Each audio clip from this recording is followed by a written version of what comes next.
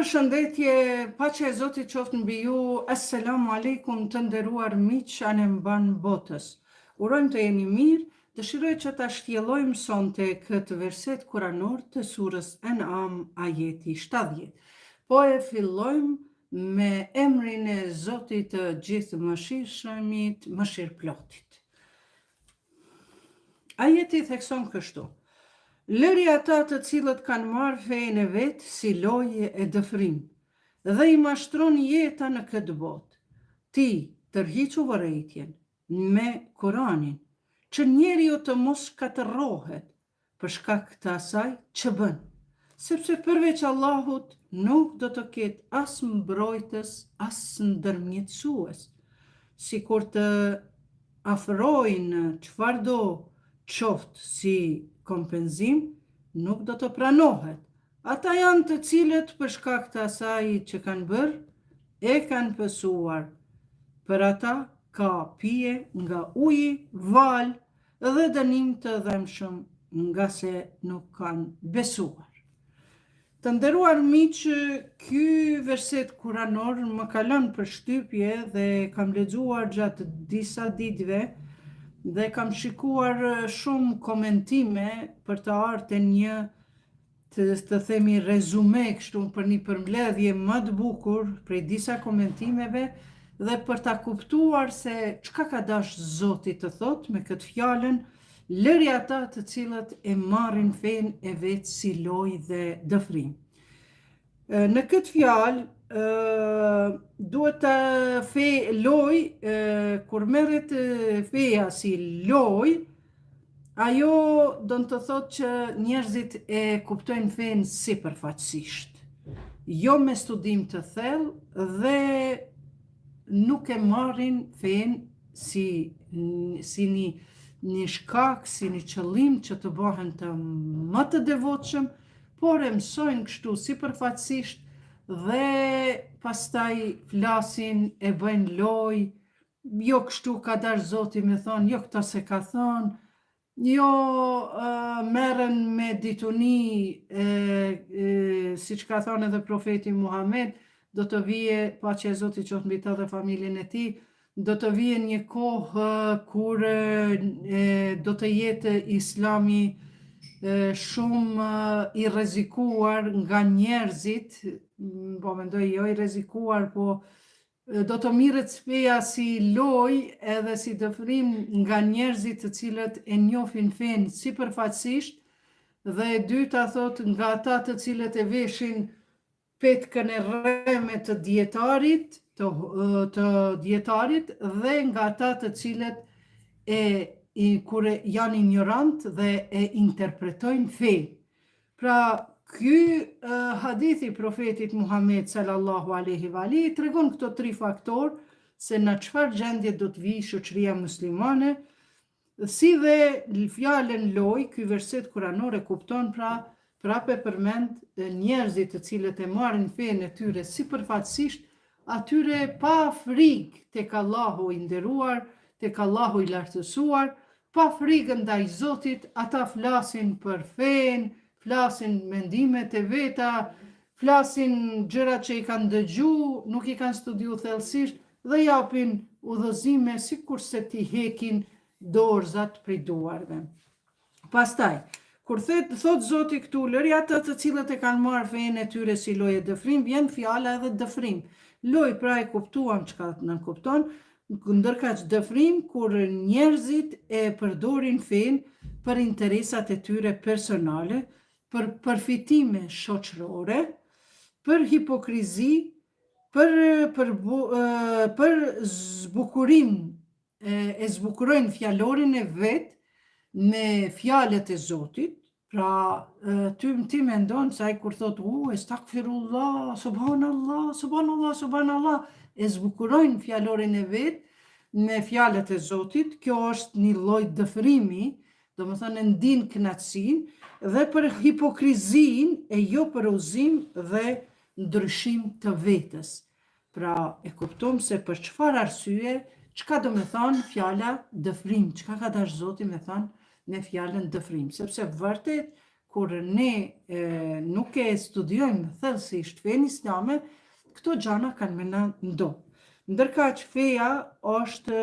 një rrugë e drejt Zotit. Pra duhet me ditë e jo një qarkullim rreth vetës tonë. Pra një rrugë, fenë du ta kemi një rrugë, si ti drejtohemi Zotit, si të afrohemi sa më afër Zotit, si të veprojmë që Zotit të jetë i kënaqur me neve, kurse si të përfitojmë nga feja. Me një fjalë, ne duhet të jetojmë për fenë tonë, e jo të jetojmë prej fesë tonë, duke bë hipokrizi, sepse njeriu mundet më paraqit si besimtar, në realitet është hipokrit. Ka raste për shembull kur këngëtarët nga një ekstrem i shturjes kalojnë në një ekstrem fetar, edhe ata pa e ditë fenë, sipërfaqësisht mundohen të japin fetva. Fetva do të thotë dekrete, të japin deklarata të vullosura, duke thënë, për shembull, shumica thënë, jo, muzika është haram, ajo është haram, a në realitet arti është shpirti i popullit. Na kemi shumë këngëtarë të cilët e kanë gjetë rrugën e Zotit edhe përmes muzikës, qoftë duke marrë gërdi nga ajo, apo duke marrë mësime të bukura, mirë po nuk i kanë thënë muzikës që është haram, gjerisa 80% i dietarëve e thonë që muzika nuk është haram, sepse nuk ka jetë konkret në muzikë,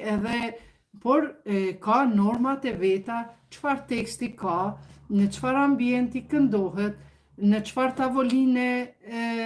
festohet me ato këngët e muzikës, e tjera, çfarë teksti ka ma shkurti dhe sa është edukative. Prandaj, kur disa këngëtar kalojnë, apo artista kalojnë nga një ekstremja e shturur në një ekstreme fetare, atëherë kjo na vlen të nënkuptojmë se ata i takojnë surës Enam, ajetit 70, i kisha preferu le ta lexojnë të gjithë, duke fillu prej Feros e të tjerë të cilët e kanë marrë fenë e vetë si lojë edhe dëfrim. Prandaj ka të tillë këngëtarë të cilët thellësisht e kanë studiu fenë, edhe kur nuk janë largu muzikës. Për shembull, unë që një prej tyre është Petrit Qarkaxhiu, i cili ka një besim të thellë në mënyrën e vetë dhe vazhdon me repertuarin e tij të muzikës, të këngëve, që të krijojë këngë shumë edukative, morale, e kjo është tamam një jetë e njerëzve të cilët nuk e marrin fenë për lojë dhe dëfrim. Vazhdojmë. Kur themi se feja, Zoti na thotë, feja mos e merrni, ka prej atyre që fenë e marrin si lojë dhe dëfrim, që do me thonë feja përdoret për të ekspozuar. Nëse ne dëshirojmë na ka dhënë Zoti një nurë dhe jemi kthy rrugës tij, atëherë neve na ndriçohen zemrat e tona dhe na duhet, nuk mundesh ti me njëherë nga një ekstrem i shturur të kalosh në një bindje të thellë fetare. Prandaj ne duhet që njëherë për të kaluar në bindjen tonë fetare, për të mos e marrur fenë si lojë dhe dëfrim, duhet një studim, apo një meditim, apo një pendim i thellë në mënyrë që Zoti të na udhëzoj. Se përndryshe, ata të cilët e marrin me eufori, me ufonet, themi ne, ata e kanë të një pas studim dhe njohin fenë sipërfaqësisht, me të ndëgjume, jo me të studiume dhe të përkushtume dhe të bindur për fjalën e Zotit. Ata e luajnë, bëjnë hajgare me fenë dhe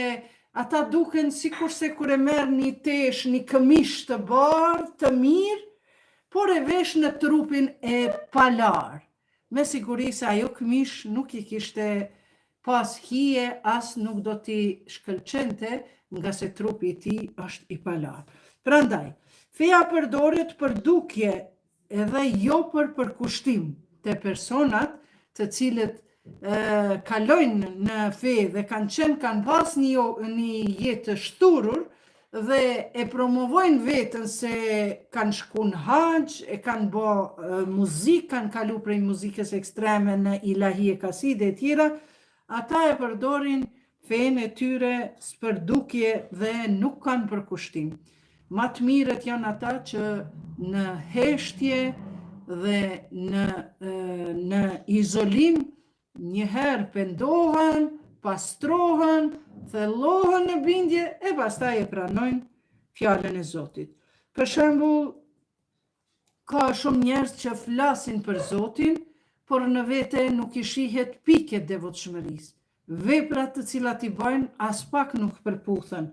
Mandej feja është lojë plus dëfrim kur promovohet morali në fjalë, por shpërthillet në vepra. Për shembull, rastin e fundit më vjen keq edhe e tham haptas për gabimet që i bën një këngëtari Fero, edhe kam dëshirë që ta dëgjoj, sepse pa marrë parasysh ai çka ka personalisht me ish gruan e tij, e cila është motra e presidentes son të nderuar Vjosa Osmani, ai tani nga ekstremi i shturjes ka kalu në ekstremin fetar, edhe e nënçmon e poshtron në një këngë të cilën ka filluar ta krijoj, duke pra e poshtruar një personalitet, duke mos ja respektuar privatësinë e ish gruas së tij, së paku do të kish pasur pak kulturë. Nëse don ta poshtroj një grua, ajo grua është nëna e fëmijës të tij. Prandaj, unë këtë enkas e kam marrë këtë verset kuranor për të gjithë ata këngëtare, artistë që kalojnë nga një jetë e shturur e direkt në një ekstrem fetar, e na bohen o gjallare prifta, ata le ta gjenë veten të kjo sure, Enam, ajeti 70 dhe të kjo ligjerat e imja të cilës jam përkushtuar që të jap një mesazh. Feja gjithashtu kur merret për lojë dhe dëfrim, bëhet një shfaqje, një ekspozim. Ky verset kuranor përputhet me një realitet të hidhur që po ndodhet sot në kohrat e tona. Janë bërë si dukuri dhe në shoqërinë tonë po shohim një përplasje të skajshme mes besimit të vërtet dhe përdorimit të fesë si aksesor i mass mediave. Për shembull, si rasti në një vend ku është Big Brother, VIP Albania apo Albania dhe të Kosovë, shpeshherë përdoret feja si aksesor mediatik për klikime, për simpati ndaj atyre që pak e duan fenë, nuk e din që ata që respektojnë fenë e Zotit, ata nuk kanë punë me Big Brother e të tjera. Mandej dhe nuk i ndjekin këto emisionet, ndërka që unë i ndjeki në ato katkutat se kam profesion që të jem edukatore e shoqërisë, dhe normal i ndjeki për të marrë shëmti apo për të marrë bukuri, sepse të dyjat nga pak mund t'i gjesh. Prandaj ekstremet e të dy anëve, edhe ekstremi i shturjes, edhe ekstremi tjetër, pra që është i rrezikshëm gjithashtu fetar, të dyjat janë të dëmshme për personin në rast të parë e pastaj edhe për shoqërinë. Prandaj nuk mundesh ti nga lakuritësia e nga shturja me ato fjalë shumë banale që i përdorin në këngët e tyre, me kalu në një ekstrem tjetër të përullësisë falco, duke shku në haxh, duke bërë adhurim, apo duke falur namazin, duke ekspozu e tjera.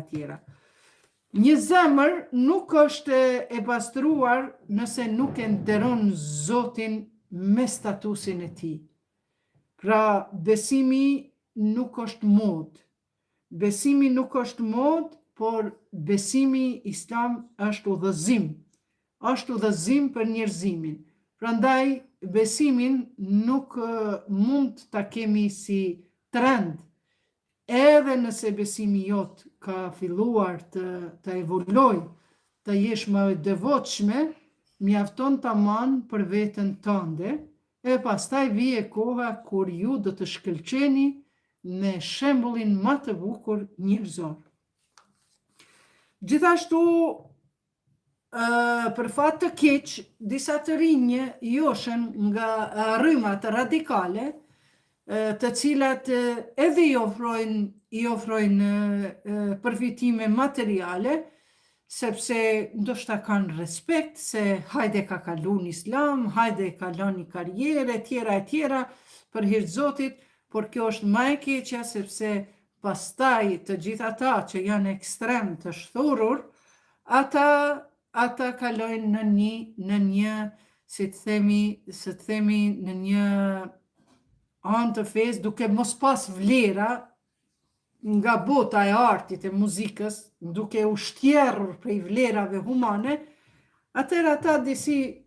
pranohen si të ledhatuar, si të çmuar, sepse feja neve na mëson, ata që pendohen, Zoti ja fal. Prandaj këto rrymat radikale mund themi se nuk janë fe, po ato janë manipulim me uniform fetare. Prandaj gjithashtu do të me ditë se kur mungon edukata, atër udhërofimi shpirtëror, atër çdo ideologji e rreme duket si zgjidhje. Me një fjalë mund të themi se kur te një person mungon edukata dhe udhërofimi, atëherë shpirtëror, atëherë çdo ideologji, ashtu themi, e cila mund të jetë edhe rreme, i duket si zgjidhje. Sepse, normal, kur ti kalon në atë shoqërinë e bamirësisë, shoqërinë që dëshirojnë ta kenë një person të cilit ja ka falë Zoti, aty ndonjëherë edhe ja shikojnë çfarë ankesa ka ai person, që shpeshherë për ta përfituar një fytyrë publike, për të cilat unë mendoj se nëse kanë pasur në jetë të shturur, i përuroj që janë pendu edhe u kanë kthy në fe, në udhëzim, por ama këtu ka raste kur edhe financohen materialisht për t'i përkrahur për problemet që mund t'i ketë në jetën e tij. Prandaj, unë them se duhet që sa më shumë të kemi kujdes që kur ta veshim këmishën e bardhë, duhet së pari trupin për ta larë. Nëse vishet këmisha e bardhë në trupin e palar, është një abuzim i fesë, i bindjes tënde, s'ke nevojë mu ekspozu, e tjera, për ndryshe vendin e ki te ajeti 70 i surës En'am. Dhe thot, edhe njerë për fund, po e përfundojmë, po e rilexojmë, lëri ata të cilët e kanë marrë fenë e vetë si loje të frim, dhe i mashtron jeta në këtë botë. Ti tërhiqi urrejtjen me Kur'an, që njeriu të mos shkatërrohet për shkak të asaj që bën, sepse përveç Allahut nuk do të ketë as mbrojtës, as ndërmjetësues. Kaq pra të nderuar miq, unë mundova të shpjegoj këtë verset kuranor, i cili përkon me rastin e ekstremit të shthurur dhe ekstremit fetar, kur kalojnë, dhe besoj se ka me qenë e frytshme kjo ligjërat e shkurt, lidhur me këtë ajet kuranor të surës En'am, ajeti 70, shpresoj që gjithë artistët dhe këngëtarët ta dëgjojnë mirë këtë ligjërat dhe ta edukojnë njëherë veten, edhe mos na i pështrojnë gratë me këngët e tyre, me fjalë banale, apo me fjalë nënçmuese. Unë kërkoj falje presidentes tonë Vjosa Osmani dhe motrës së saj, që ka qenë ish gruaja e Ferës, për kur e kam dëgju këtë këngën e tij, të cilën mendon ta realizoj. Kjo vërtet është një turp i madh dhe unë mendoj se duhet marrë masa edukative për këtë person, që mos lejojmë gratë tona shqiptare, kosovare, të i tregohet privatësia e tyre në publik, ani pse ata janë persona publik, por gratë e tyre janë nënat e fëmijëve të vetë, pa marrë parasysh a janë gratë apo ish gratë e tyre, e të tjera. Me kaq të nderuar miq, faleminderit që më ndoqët. Ju respektoj, ju dua shumë si vëllezërit dhe motrat e mia, mos harroni bëni share, bëni like, sa më shumë shpërndajeni fjalën e mirë dhe njerëzit të bëjnë mirë dhe të largohen nga e keqja. Paqja e Zotit qoftë mbi ju dhe gëzimi e begatia qoftë mbi familjet e juaja. Assalamu alaikum.